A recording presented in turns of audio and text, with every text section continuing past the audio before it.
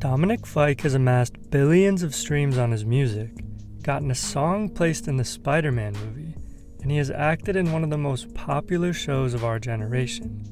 But there is still so much that you may have missed on his rise to the top, and I'm here to fill in those gaps for you. Let's start from the beginning. Dominic Fike was born in Naples, Florida, into an extremely dysfunctional family. The rest of his childhood was littered with relocations, homelessness, and stints with drugs.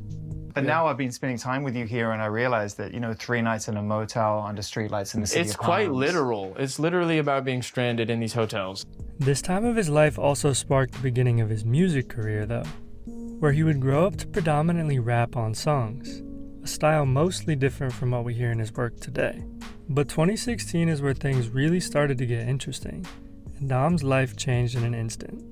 Him and his brother Alex, who was also an artist, were running away from the police when Dom pushed a cop out of the way because it looked like the policeman was about to pull out a weapon. This landed him in Collier County Jail for 6 months and 27 days. But couldn't stick it out, so he ended up in jail. It was 8 months, 27 days. This would have been enough to put anyone on a bad path, but it was during his time in jail that he decided to release the first version of his debut project, the Don't Forget About Me demos. Since Dom was behind bars at the time, he reached out to his friend and now manager, Reed Bennett, and he had Reed press publish on the EP so that people literally wouldn't forget about him while he was in jail. Early buzz behind the project led them to taking the songs down, and this began a bidding war between record labels for his signature.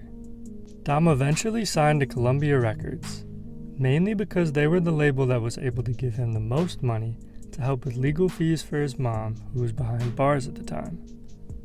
The Don't Forget About Me demos were then remastered and released on streaming platforms in 2018, leading to over 2 billion streams on just 3 nights and Baby Doll alone.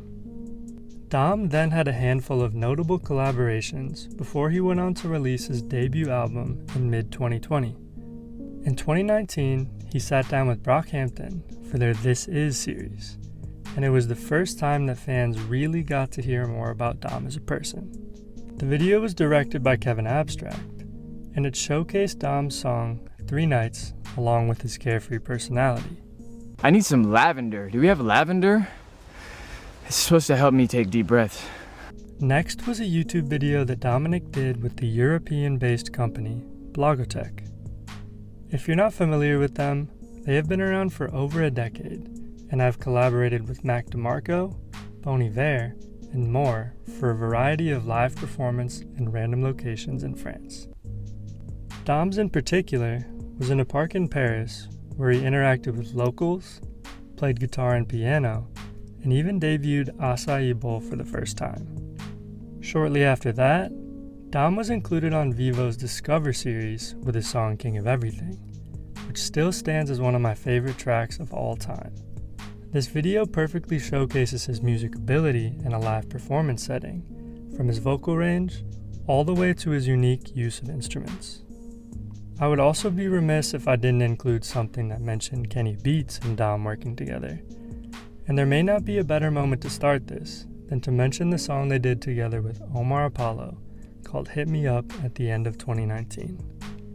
Halsey then came into the picture and included Fike on her album Manic in January of 2020 with a song called Dominic's Interlude. The single was paired with a tennis-based visual, and Dom clearly was in good company considering the only other 2 acts that Halsey enlisted for the project were Alanis Morissette and Suga from BTS. One thing that I don't hear enough people talk about though is how Dom had his own full-length episode on Hulu that was conducted by the New York Times. It gives us a look into his life at the time and even displays early versions of songs like 10 Times Stronger. If you're a fan of Dom, or if you want to learn more about him as a person, this is an absolute must-watch.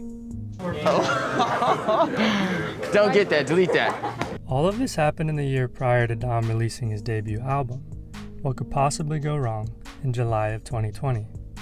The promo for this was widely internal due to COVID, and it included an interview with Dom by his girlfriend at the time, Diana Silvers, where he was skydiving out of a plane with the logo for the album stuck on the side.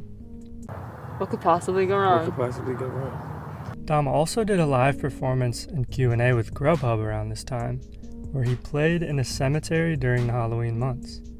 I actually got him to answer a question of mine that you can see here. Why is your music so short?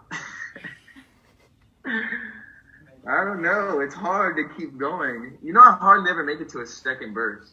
Brockhampton continued their coverage on Fike around this time as well, with another in-depth interview titled In Focus that can be found on their YouTube channel. A clip from this interview about him making music while in jail is actually my most viewed YouTube short of all time, and you can see that here. The previous accomplishments that I mentioned would be career peaks for many, but they were quickly dwarfed by the ones that I am about to share. First off, Dom was tapped by Paul McCartney to cover one of his songs off of McCartney 3 called Kiss of Venus. The video was shot in New York, with certain scenes even being filmed in what seems to be the printing room for the New York Times. He then went on to perform the track on late night television for the first time ever on James Corden. Then Justin Bieber entered the picture and brought Dom on for his song Die For You on his 2022 album Justice, which is Dom's first and only Grammy nomination so far.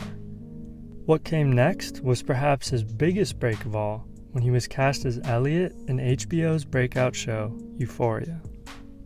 This was without a doubt what propelled him to the highest heights so far, cementing him firmly in the mainstream. Back when the second season of the show was airing, I kept track of how much Dominic Fike's monthly listeners climbed at the time. The final result was insane. At episode 1, he started at 7.69 million monthly listeners, and by the season finale, he was at a whopping 10.27 million. This is an increase of 2.58 million monthly listeners over a 2-month period without him releasing any music. The single Elliot song that he plays in the finale did later go on to be released on streaming though. Because of his role in Euphoria, he then went on late night TV for his first time as a guest with Jimmy Fallon, and he performed Baby Doll as the musical guest right after. Not super long after it happened, the music performance was removed from YouTube. It was never confirmed why this was taken down, but it's probably because his mic fell down mid-performance, with Jimmy Fallon having to grab it for him, but you can still find the track on SoundCloud if you are interested in listening. Rounding out this already absurd list of accolades is his song Mona Lisa, getting placed in one of the biggest animated movies of all time, Into the Spiderverse. The song was originally made just for that soundtrack, but Fike later decided to include this on his 2023 album, Sunburn. It was also the first time that a song of his that he led landed in the Billboard 100, and it landed at number 98. Sunburn was Dom's next release, and it was his second full-length album. While we're on the topic of chart metrics, the project debuted all the way at number 30 on the Billboard 200, which is a career best for him so far. This was a fantastic album that fittingly contains a lot of warm and carefree imagery, especially when you consider that he's from Florida and this dropped during the summer months. Sunburn then led to Dom getting featured pretty extensively on Apple Music's platforms. The legendary Zane Lowe did an in-depth interview with Dom, traveling all the way back to Naples to revisit some of his favorite and least favorite spots. Travis Mills also brought us behind the scenes to one of Fike's concerts, and that same live show can be listened to exclusively on Apple Music. One of my other favorite pieces of media to come from this rollout was the session that Dom did with the guitar company Fender. The 9-minute video that they did together is yet another time that showcases how good at guitar Dom really is, even if he doesn't claim that he's talented at the instrument himself. I didn't start off singing. I was like a rapper. First time I ever heard my voice on a recording, I was like disgusted, you know what I mean? I'm more of like a composer than anything. I'm not like particularly good at any instrument. Next came the quote-unquote throwaway project, 14 minutes. The reason this was dropped in the first place was pretty similar to why Mac DeMarco dropped his 10-hour-long album. basically just to clean out the closet of music that may never be finished. While Dom and his team didn't expect anything to come of this EP, it ended up containing a surprise breakout song, Misses. 14 Minutes didn't get much time in the spotlight aside from that last single, but it was released with a visual of Dom running through the mountains, which was pretty cool. Fast forward to today though, and Dom recently featured on Love Hangover with JENNIE from Blackpink, which currently sits as his second most listened to song on Spotify at the time of recording. It was also just confirmed that he will return to Euphoria for season 3, and we know how well that treated him last time when it comes to streaming numbers. As far as new music goes, it's safe to assume that Dom is recording a new album too. But if you have been a longtime fan of his work, you know that it could still be a while until we get to hear it.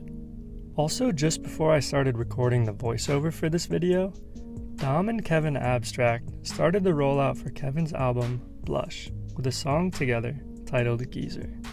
It seems like Blush will be a group album coming this summer based on the caption of that post, and if you go to Spotify, it is set to release on June 27th. You may know the facts by the time this video releases, but the group looks set to include Dom, Kevin Abstract, JPEG Mafia, and Quatica, but only time will tell on that. Considering that I just made a video about Brockhampton, and that Peach is one of my most listened to songs of all time, this is some of the best news that I've heard in a while. All in all though, it's hard to think of an artist that has had a more insane rise to the top than Dom has over the past decade. I wanted to make this video to put together what I consider to be the most notable moments of his career so far, and I hope you enjoyed the final product. If I missed anything, please leave your thoughts in the comments below, and check out some of my other video essays if you want more like this. Thank you so much for being here, and I'll see you in the next video.